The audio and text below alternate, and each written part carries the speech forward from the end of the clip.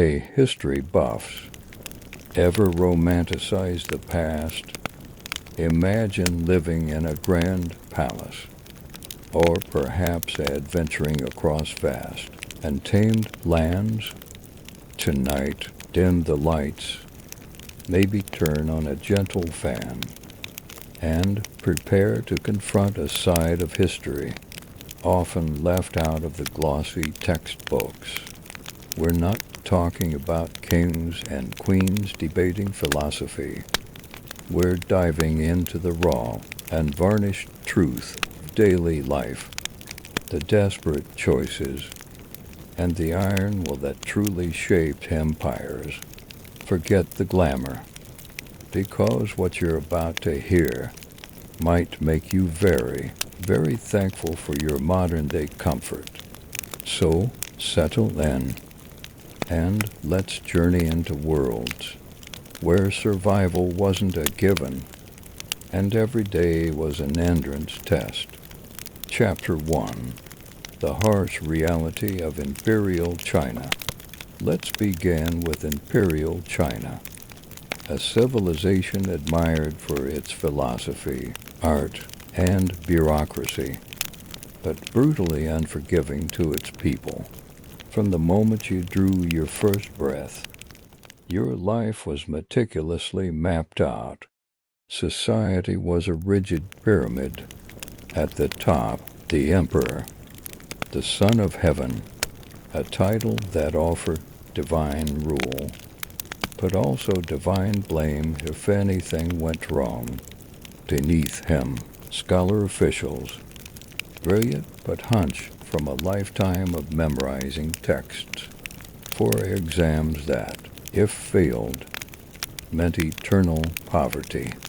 Then came the farmers, the muddy, sun-scorched backbone of the empire, respected in Confucian doctrine, yet denied dental care or proper meals. Artisans were next, creating wonders but rarely respected. And at the very bottom, merchants, despite their wealth, were morally suspect, treated like tax-evading raccoons in brocade robes. And women? Not even on the pyramid. You were gravel around it, born to obey fathers, then husbands, expected only to produce sons. Dreams adorable. Now get back to work. Your day in Imperial China began with rituals, not relaxation. Forget good morning. It was a series of mandatory bows to your father, mother, grandpa, even great-aunt. This wasn't politeness. It was filial piety. Enforced by cosmic shame, speak out of turn. Ask why I wash uncle's feet. And you've committed unfilial, just a notch below public arson. Confess with 3 full kotas and a forehead-to-floor Dutch. Meals, steaming congee, hot, wet, nothing, eaten in silence, facing the ancestral shrine, thankful for a roof, chronic anemia, and impossible expectations. Meat was for festivals, not daily life, and clothes, not self-expression, but survival. Hemp for farmers, silk for nobles. Wear the wrong fabric, you're a criminal. Yellow was strictly for the emperor. Wear it, and you're inviting execution. If you were a high-born girl, your feet would be broken, folded, and tightly bound from age 5. These lotus feet were considered dutiful, but crippled generations, making walking an act of agony. Men didn't escape. Bureaucrats wore heavy, layered robes year-round. even in summer. Status outranking sweat. Work was an entrance test.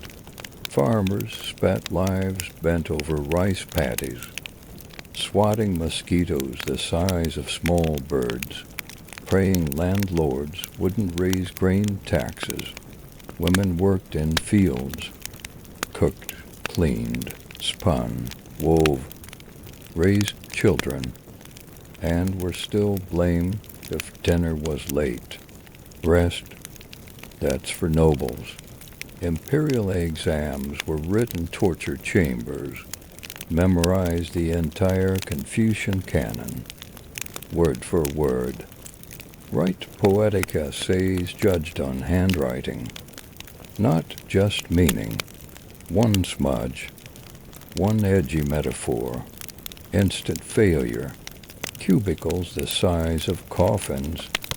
Some examinees died from pressure. Fail, and your family's loud disappointment, and the neighbor's whispers would follow you forever. Hygiene was a seasonal suggestion. Bathing maybe once every few weeks. Soap from animal fat and ashes. Toothbrushes from animal hair. Lice, fleas, and bed bugs were roommates, not pests. You wore the same outfit for weeks. Underwear was optional. Toilets, holes in the ground.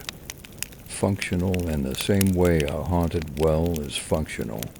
The law was always watching, and punishment wasn't subtle. Flogging with bamboo rods, different sizes for different crimes. Branding, exile, or public execution.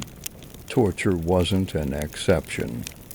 It was pre-trial icebreaker, thumb screws, kneeling on spiked boards, finger crushers, all to encourage confession, even from the innocent. Your family could be held accountable. Guilt, apparently, was hereditary. Surveillance was human, not digital. Village elders, neighbors, even servants were spies, criticizing the emperor. Even indirectly, the sun looks a little tired today, was slander. Rebellion? A very short-lived headline, followed by brutal suppression, quartering, or slow slicing, and collective punishment for your entire village. Marriage was arranged, not romantic.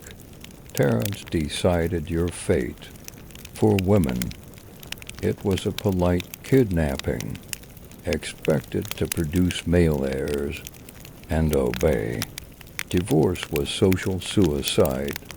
Men could take concubines. Women had one shot. Court life, a constant game of polite treachery. Eunuchs wielded immense power.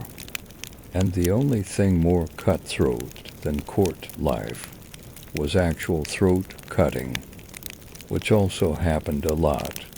Ultimately, in Imperial China, you were a statistic, a grain of rice, easily crushed. Your purpose was to not cause problems, pay taxes, and produce sons. Individualism, threatening. Your body belonged to the system. You mattered only as long as you could be counted, taxed, or buried quietly. It was magnificent, yes, but magnificently merciless. For every elegant brush stroke, 10,000 peasants were ankle-deep in mud, wondering whether this year's tax grain would leave anything left to eat. The system worked brilliantly for the top few, worked everyone else until they collapsed. Number. You wouldn't last a day in Imperial China. It was built for endurance, tradition, and control. Chapter 2. The Donner Party's Desperate Choice. Now, let's pivot to a different kind of historical torment. The American frontier. In the spring of 1846, the Oregon Trail pulsed with life. Families dreaming of California's fertile valleys. Among them, the Donner Party, later numbering 87, made one critical error. They chose a shortcut. This was the Hastings Cutoff, an untested route promoted by an opportunist. It promised to shave weeks off the journey through Utah's Wasatch Mountains and the Great Salt Lake Desert. Spirits were high at first, but trouble began quickly. The mountains were treacherous. Wagons had to be dismantled and reassembled. Progress slowed to a crawl. Then came the desert, a brutal, shimmering hell. Hastings had said to days. It took 5. Water ran dry. Animals collapsed. Wagons were abandoned. They had lost precious time, and winter was no longer far behind. By late October, they reached the eastern Sierra Nevada, the last great obstacle. Snow began to fall, light at first, then relentless. Within days, the passes became impossible. They were trapped at what's now Donner Lake. Makeshift cabins were built. Hunger came quickly. They slaughtered remaining animals, boiled rawhide, gnawed on leather belts. One child tried to eat a blanket. Every morning brought another cold body. By mid-December, with no rescue in sight, 15 of the strongest formed the Forlorn Hope Party. They strapped crude snowshoes to their feet and attempted to cross the mountains, carrying meager rations and the unbearable burden of what might come next. They were lost. Food ran out almost immediately, one by one. They fell. Then came the moment. The survivors carved meat from their fallen companions. They wept, prayed, vomited, and ate again.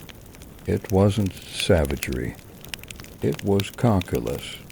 Starve or live, by the time they stumbled out.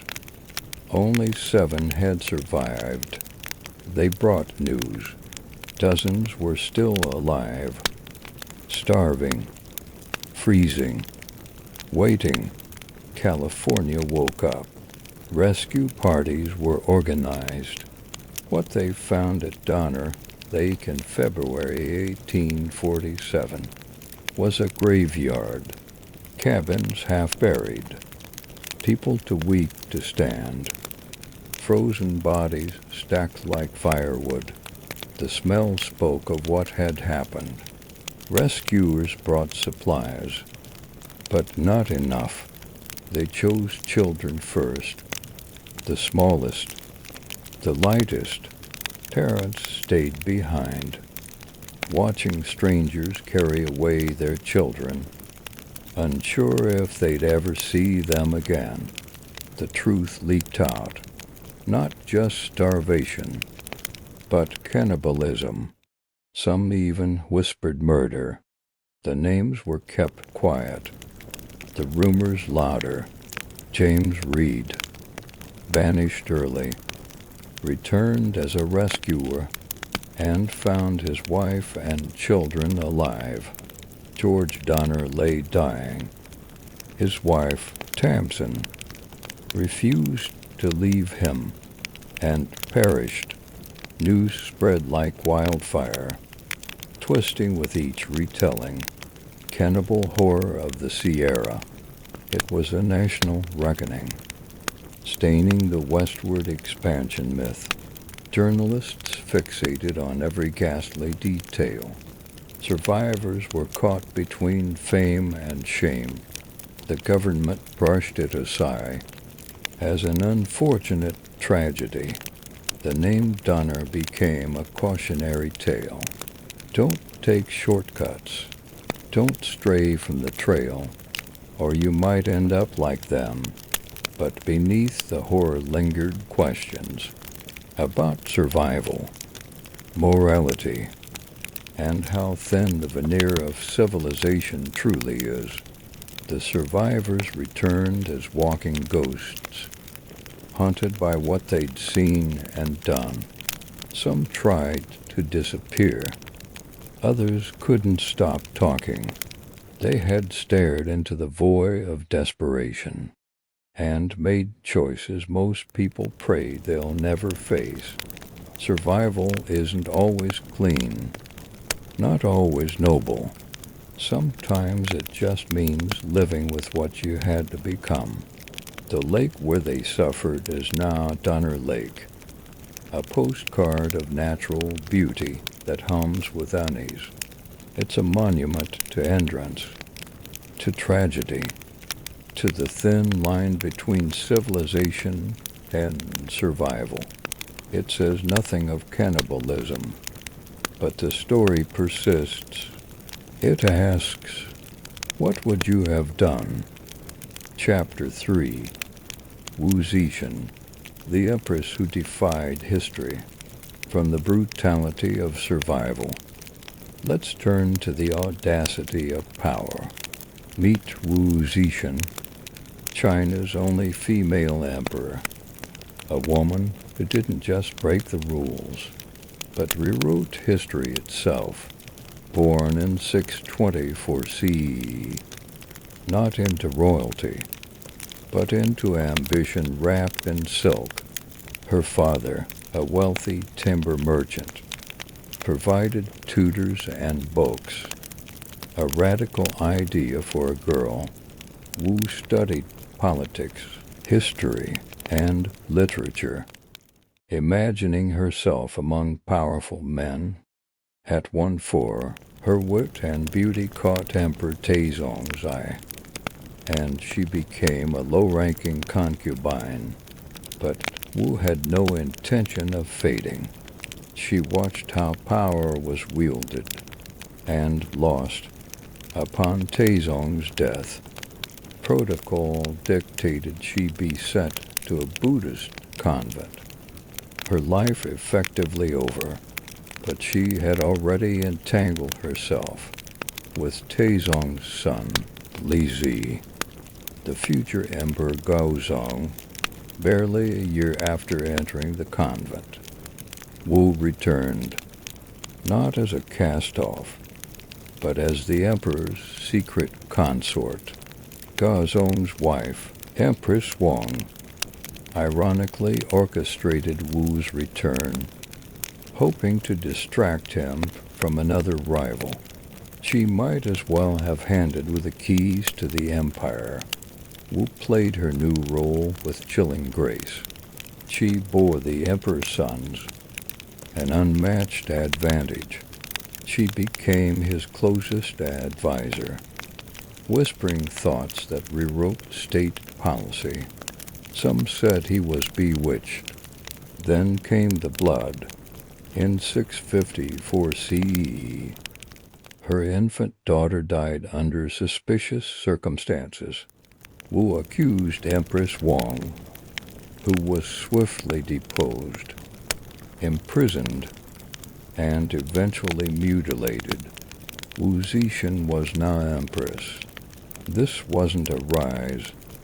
It was a coup disguised as destiny. She didn't just survive. She bet palace life to her will, but she wanted the throne itself, not beside the emperor, but above it. By the 660s, Gaozong's health failed.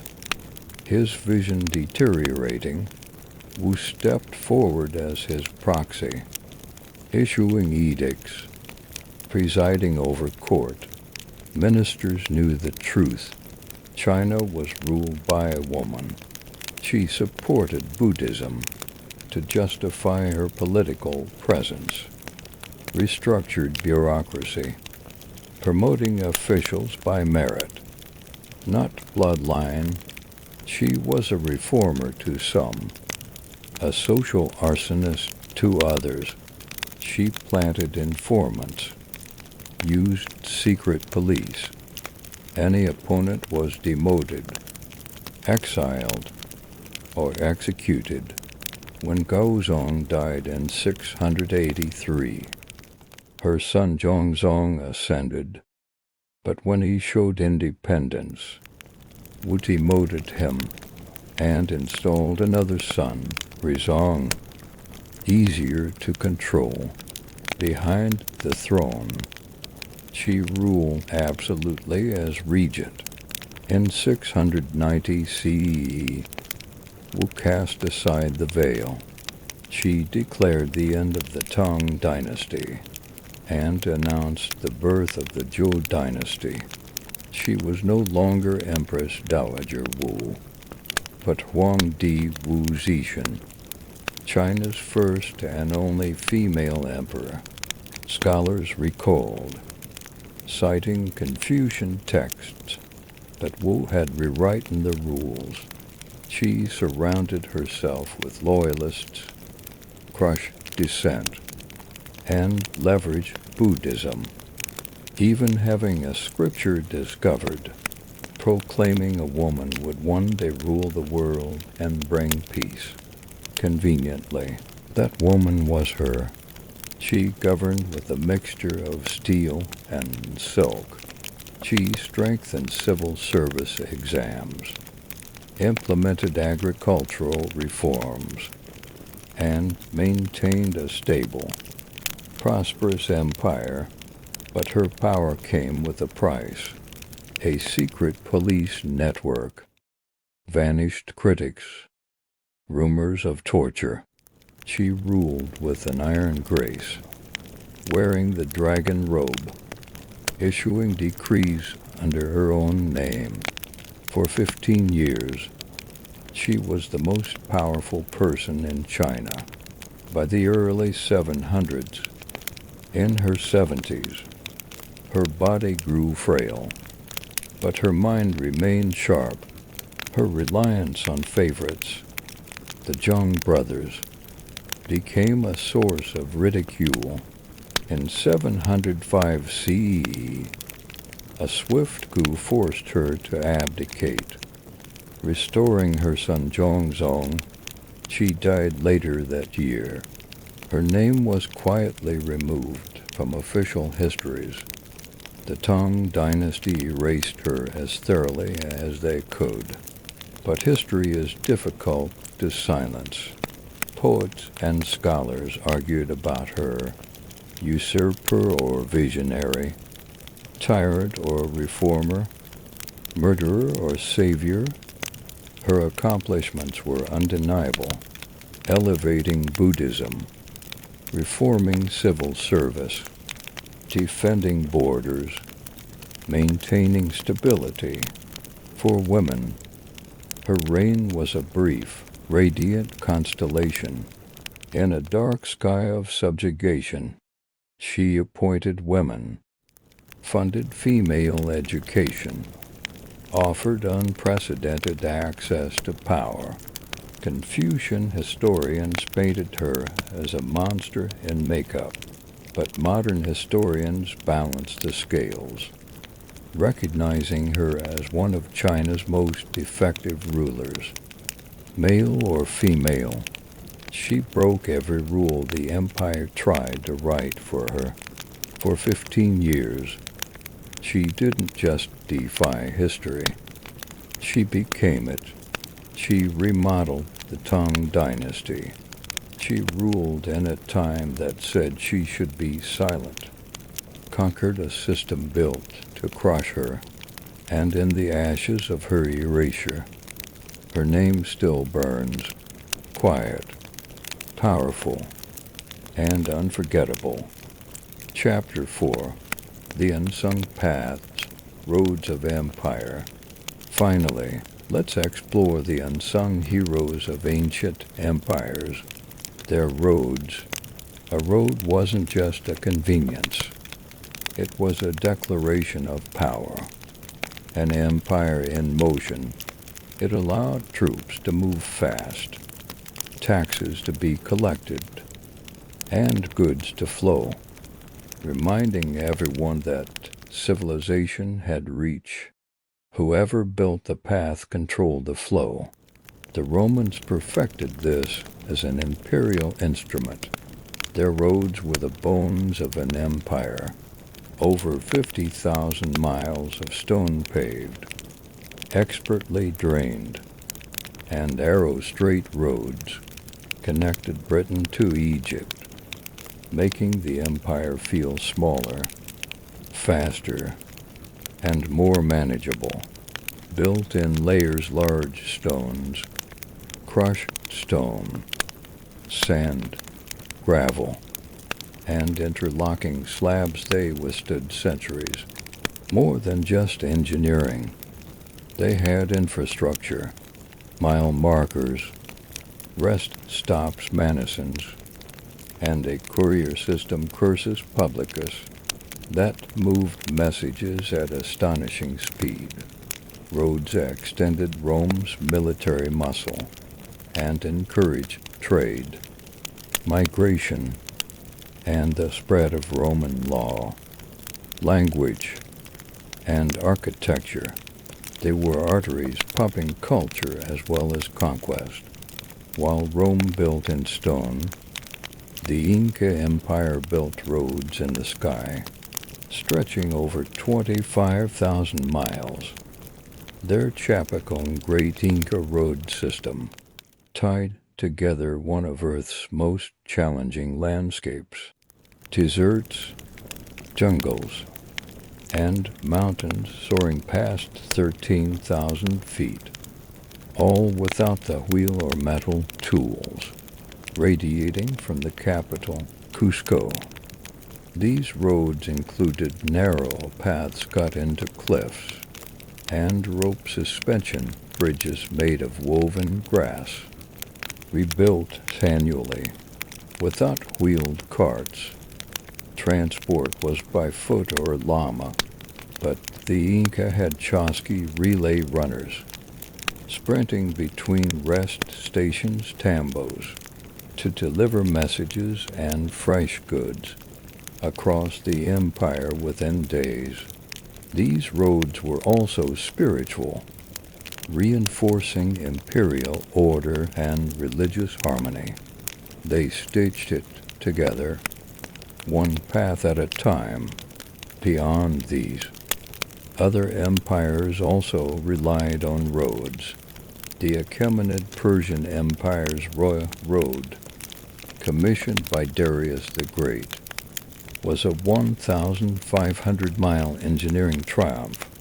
It was a political artery, with relay stations and fresh horses every 15 to 18 miles, allowing royal messengers to cross the entire length in 7 days, a journey that would take a regular traveler 90 days.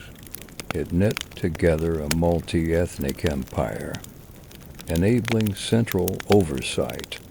Han Dynasty China's roads, while not uniformly stone-paved, were vital military and administrative arteries, fueling the legendary Silk Road. Their advanced postal relay system, each one, allowed imperial decrees and tax records to travel thousands of miles with surprising speed. They facilitated diplomacy and trade, flowing silk, jade, and paper outwards, receiving horses and new ideas inwards. Military garrisons and watchtowers dotted the Gansu corridor, creating a lattice of imperial presence, spreading Confucianism, Buddhism, and administrative practices Even the ancient Greeks, despite rugged terrain, developed a patchwork of stone-paved local routes. The sacred way from Athens to Eleusis was a religious rite of passage for thousands. The Pan-Hellenic road to Delphi hosted pilgrims seeking the oracle. These roads weren't just sacred. They moved soldiers, philosophers. Socrates walked them to teach, and traders. They emerged organically, shaped by marketplaces, sanctuaries, and social rituals, carrying philosophy, theater, democracy, and Olympic athletes. In ancient India, roads were arteries of spiritual life, governance, and cultural exchange. Under Emperor Ashoka, roads were lined with trees, wells, and rest houses. He placed inscribed stone pillars along them, declaring edicts of compassion and tolerance. Governance by visibility. The famous road from Pataliputra connected the Ganges plain to the northwest frontier, evolving into part of the Silk Road that carried faiths, philosophies, Buddhist monks, Hindu pilgrims, and trade spices, textiles, ivory. Indian roads, though not always paved like Roman ones, were maintained seasonally, elevated to prevent washouts.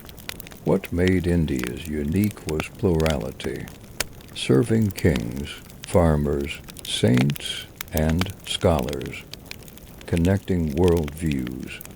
Ancient roads weren't just flat paths. They were feats of engineering, overcoming rivers with arch bridges Roman, or rope suspension bridges Inca. China's famous Jiazhou Bridge, completed in 605 CE, is the world's oldest open spandrel stone segmental arch bridge. Drainage was critical. Roman roads were crowned, Indian roads elevated. Way stations and mile markers provided rest and orientation. These achievements shaped economies, warfare, and culture.